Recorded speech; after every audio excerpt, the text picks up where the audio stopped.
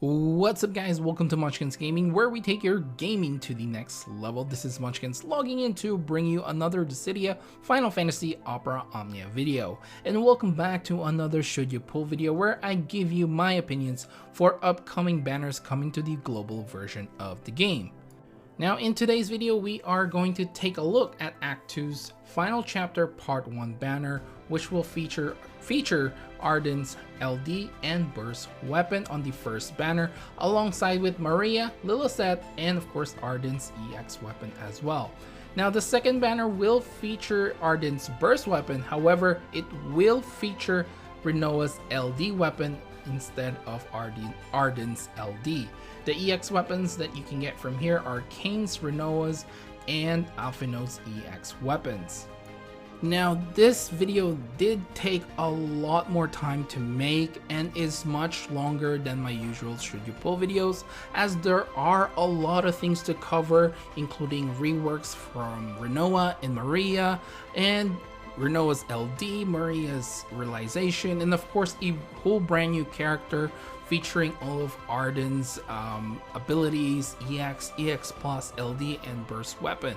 So I would really appreciate it if you help the channel out by subscribing if you haven't already, and leaving a like on this video. I would really appreciate it, and it definitely will help this channel. So without further ado, let's start this video. Alright guys, so I think let's start this off with Rinoa's rework. Let's take a look at Angelo's cannon's changes. First off, it will have an increase in brave hits, increase in potency, and an increase in the max brave overflow going up to 150%. This will now also restores all the allies HP based on the HP damage dealt with a max of 20%, whereas before it only healed herself. Now while Angelo Recover is active, this will increase all of the allies' max brave and attack.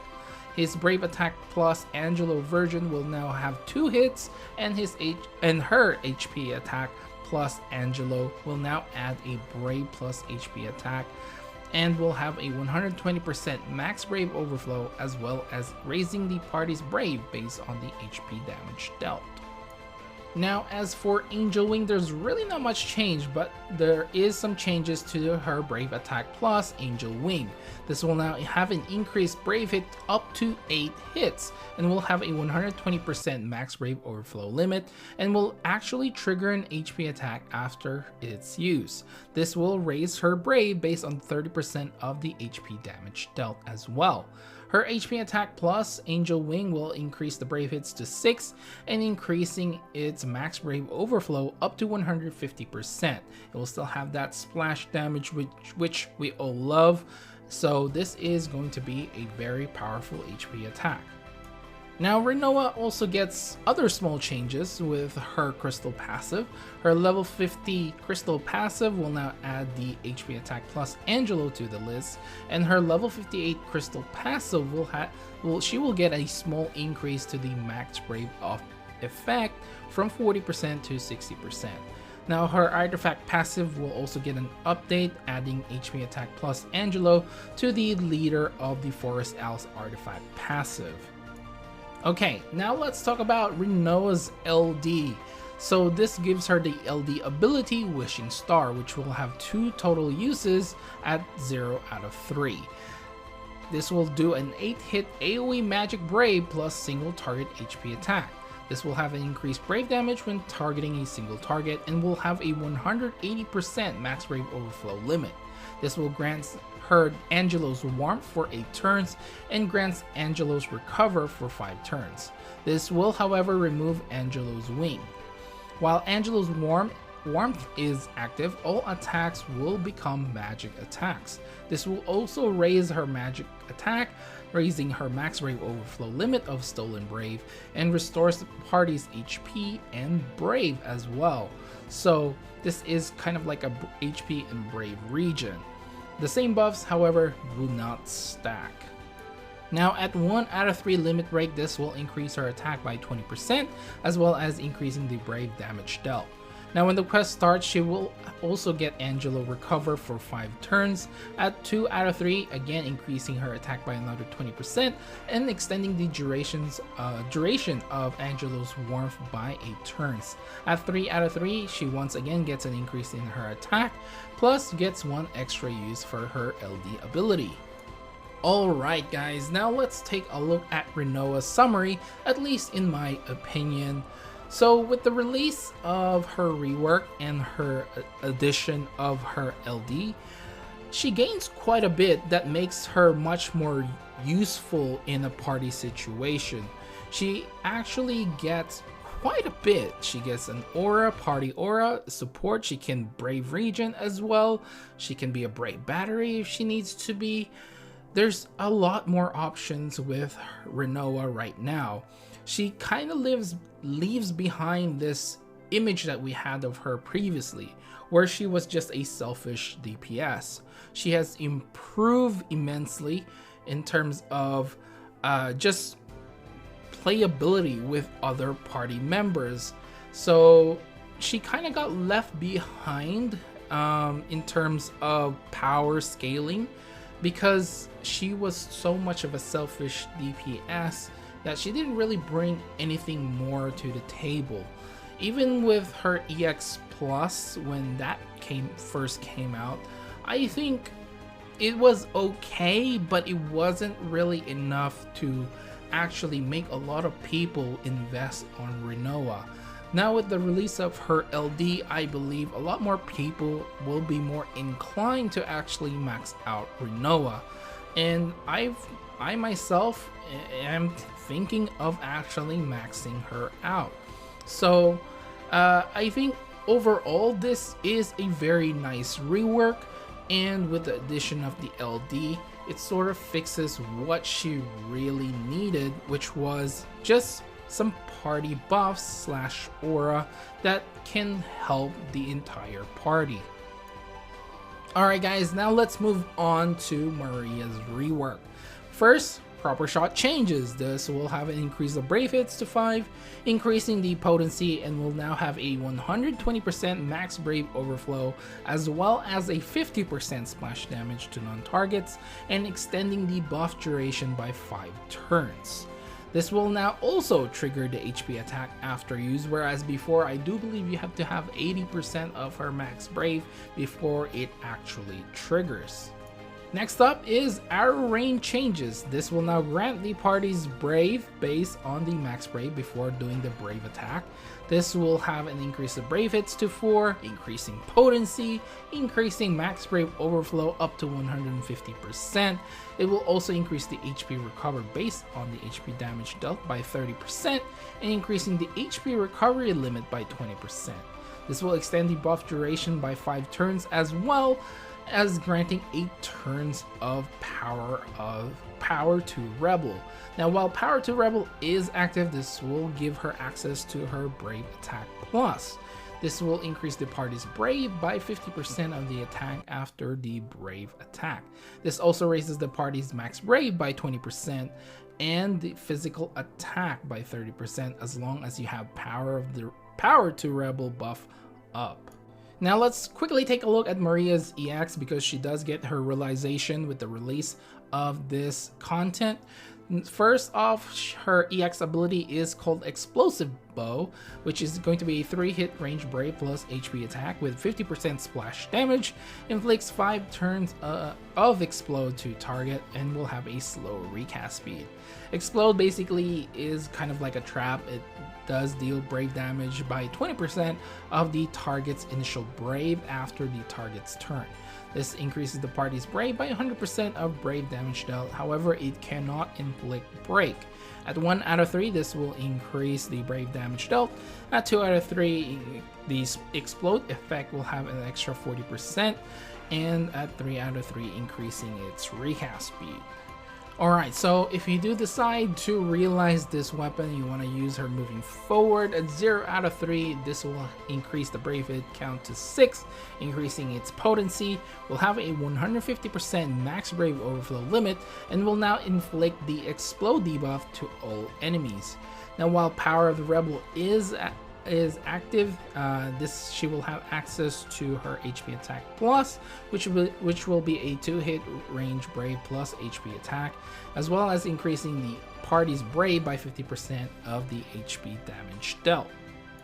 At 1 out of 3, this will increase her max brave by 60% and her attack by 40%. At 2 out of 3, this will increase its recast speed once again, and when the quest starts, she will have 8 turns of max brave up, brave regen, and power to rebel buff up as well. She will also gain 8 turns of attack up to the entire party. And finally, at 3 out of 3, when using explosive bow, this will now do a 6-hit range brave plus HP attack twice, and will increase the potency and will deal 50% splash damage on the first HP and second HP attack. And the explode effect will gain another 40% for its effects and does not consume an ability count on the next turn as well. While the power to rebel is active, she will have access to her brave attack plus, which will be a 2-hit range brave attack and will increase the party's brave by 100% of their attack. She will also have access to HP attack plus, which is going to be a 2-hit range brave plus HP attack, and will have a 120% max brave overflow, as well as increasing the party's brave by 50% of the HP damage dealt. The bonus sphere you're going to get for this one is called HP Heal Base Attack All Short. When owned HP is recovered, this will raise the party's initial brave and attack by 5% for 3 turns. Alright guys, so how much should you be investing on Maria if you want to use her moving forward? Honestly, for me, 3 out of 3 is the way to go. With Maria's rework and finally an EX plus as well, she just improves a lot of her capabilities, like her brave battery and healing abilities just basically skyrocket, and of course her damage per turn increases as well. So the reason why I like 3 out of 3 is because, you know, you get 2 HP attacks. So basically it's a 6-hit range brave plus HP attack delivered twice, and not only that, the splash damage is going to be included in both the first and second HP attack, which means a lot of damage, especially if you are fighting multiple targets. And of course, there is still the good old longevity argument with the HP attack plus being a much better version of the normal HP attack plus. And let's not forget, I know probably didn't write in the summary because it's too long, but she actually will have a free usage of her ability on the next turn after she uses her EX ability. So that is another incentive. Alright guys, now let's take a look at Ardyn, which is going to be a brand new character that we are going to be getting with the time of the release of this content. So let's take a look at his abilities with all the passives included. First off is Warp Strike, which is kind of the same as Noctis. This is going to be an 8, we'll have a total of 8 uses, and we'll do a 4-hit melee brave plus HP attack. Note, this is melee, not range. This will increase the brave by 20% of the max brave after the HP attack when inflicting a break. This also increases the brave by another 20% of the HP damage dealt. This will have a 150% max brave overflow and will grant 1 stack of the Spectral Charge buff for 4 turns with a max of 3 stacks. When Spectral Charge is at 3 stacks, this will trigger a follow-up attack. This increases the brave by 20% of the max brave before the brave hits. And then this will be followed up by a 3-hit melee brave plus HP attack with a 120% max brave overflow limit. Now please do note that the stacks, the Spectral Charge buff, will increase up to 5 when he does have his EX plus. Just something to note about. Next up, let's take a look at this Spectral Charge itself. So basically when you have Spectral Charge, you will have access to his Brave Attack Plus, which is going to be a 2-hit melee brave attack and will increase his own brave by 10% of the max brave when inflicting a break. Now his HP attack plus is going to be a 2-hit melee brave plus HP attack with a 120% max brave overflow limit, again increasing its own brave by 10% of the max brave when inflicting a break. This also triggers the follow-up attack when Spectral Charge is at least at 3 stacks. Now his second ability is called Aura of Darkness, which will have 6 uses. This will do a 6-hit AoE melee brave plus AoE HP attack, and the HP damage is going to be split. This will have a 150% max brave overflow and will grant 8 turns of Shadow Step. This also increases the brave damage dealt when attacking a single target. Now when the Spectral Charge is at least at 3 stacks, this will trigger the follow-up attack, which is the same as in Warp Strike. Now while Shadow Step is active, this nullifies the action delay when inflicting a break. So basically, it gets an extra turn just like lightning. This also increases his max brave and attack by 40%. Now let's take a look at his additional ability, which is Break, Reset, Slash. So if you have lightning, this is basically the same thing. This will do a 2-hit melee brave attack and cancels the target's break status after the brave attacks. This will raise his own max brave by 10% for 3 turns and will have a total of 3 uses if you have the Bloomstone as well. Now let's take a look at his EX, which will give him the EX ability Rising Phantom. This basically cancels all the enemy's break status and will do a 3-hit AoE melee brave plus AoE HP attack. This will increase the brave damage dealt when there's only a single target. It will do a 120% max brave overflow limit, and the HP damage is going to be split. This will grant 1 stack of Spectral Charge for 4 turns, and when the Spectral Charge is at least at 3 stacks, this will do the follow-up attack. You will also have access to the plus variant of this. If you have the Spectral Charge at least at 3 stacks, this will do a 3-hit AoE melee brave plus AoE HP attack twice, and will have an increase in potency as well. At 1 out of 3 limit break, this will increase the brave damage dealt. At 2 out of 3, this will increase the duration for the Spectral Charge by 4 turns, and at 3 out of 3, this will increase its recast speed. Okay, now let's take a look at the realization for this one. At 0 out of 3, this will increase the Stolen Overflow limit by 30%, and the special effect Spectral Charge limit will increase by 2. So the max stack is now going to be 5, and basically this will now restore Brave by 5, 7, 10, 12, and 15% of the max Brave, depending on the stacks. This will also increase the Stolen Brave Overflow limit by 10, 15, 20, 25, to up to 30%, depending on where you are at the stack limit. Now at 1 out of 3 limit break, this will raise his max Brave and attack by 40%. And at 2 out of 3, when the quest starts, he will grant himself 8 turns of 3 stacks of the Spectral Charge and 8 turns of Shadow Step. And finally, at 3 out of 3, the Stolen Brave Overflow limit will increase again once again by 30%, and when he's using his Rising Phantom, this will do a 4-hit AoE melee brave plus AoE HP attack with an increase in potency. The plus variant will trigger this twice with a higher potency, and when your Spectral Charge is at 5 stacks, you will have access to the plus variant of this, which will trigger the 4-hit AoE melee brave plus AoE HP attack 3 times and will have a higher potency once again. And this will not consume a use count for the next turn of one of his abilities. And you will also get access to the plus variant for his Brave attack, which will now be a 3-hit melee Brave attack, again still increasing his own Brave by 10% when he's inflicting a break. The HP attack plus is going to be a 3-hit melee Brave plus HP attack with a 150% max Brave overflow limit. Again, this still increases his own Brave by 10% of the max Brave when inflicting a break, and will trigger the follow-up attack when Spectral Charge is at least 3 stacks, so that's basically the same as all his abilities.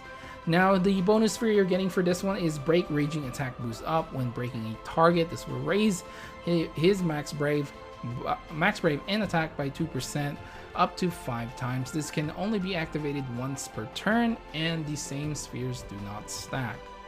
Now let's go over to Ardyn's LD, which will give him the LD ability Dark Tornado, which will have 3 uses. This will reduce his own HP to 0 and increases his own Brave by 100% of the HP reduced. The gain Brave can overflow up to 120% of his max Brave, and this will be followed up by an 8-hit AoE melee Brave plus single target HP attack. This increases the damage dealt when there's only a single target, and will have a 150% max Brave overflow limit, as well as a 50% splash damage to non-targets. This will grant him 4 turns of overkill.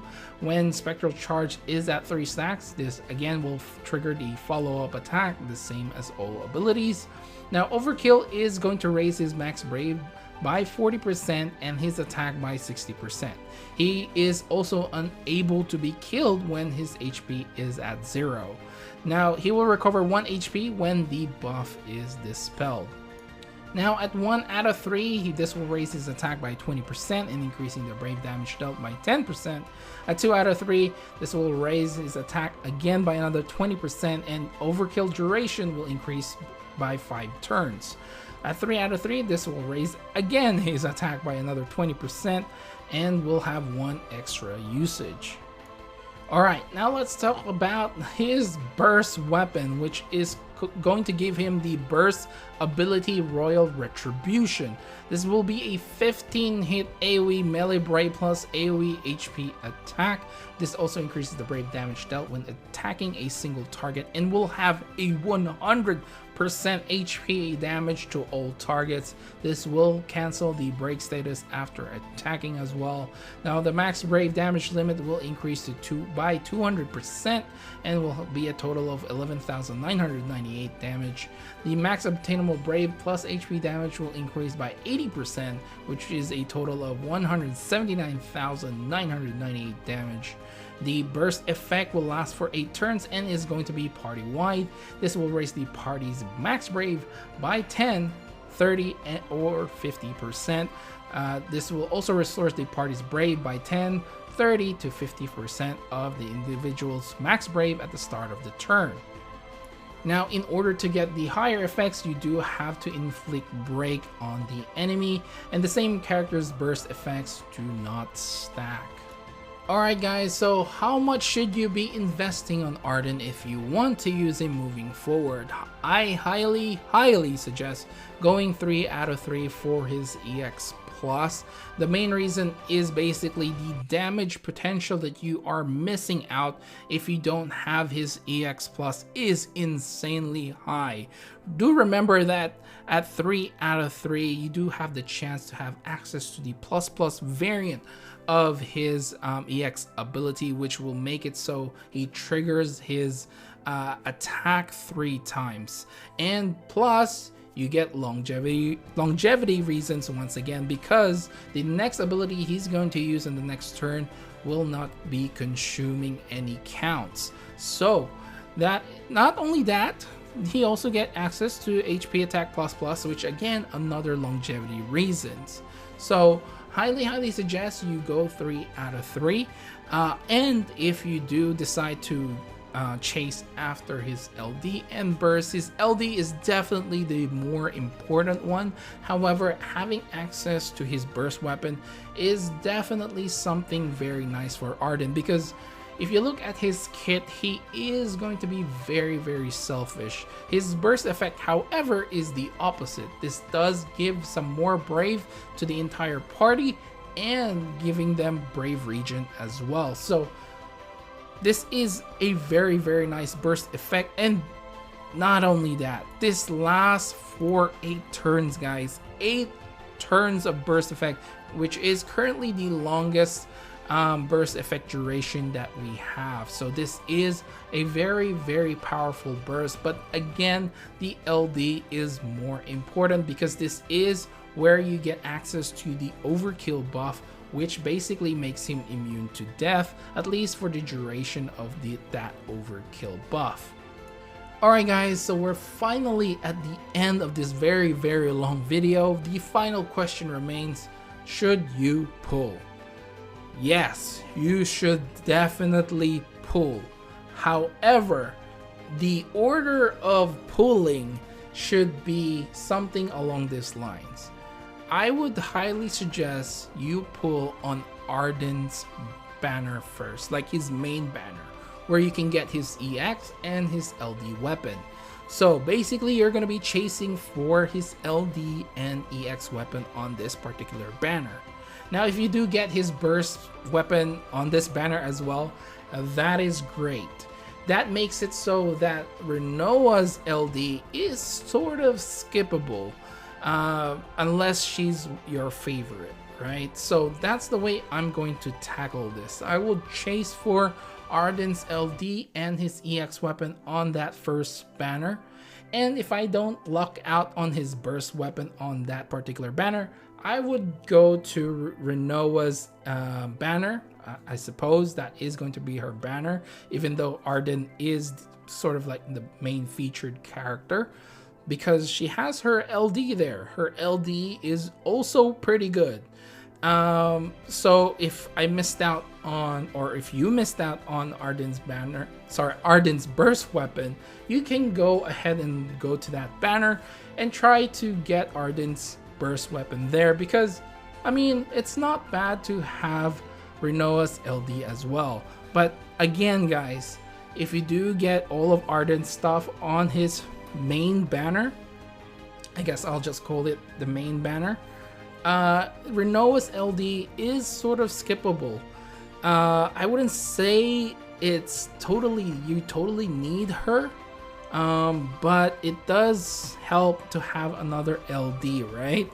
So I would still highly suggest going all in on this one, especially more importantly for Ardyn rather than Rinoa. But if you do have the extra resources, I would highly suggest chasing for that LD as well.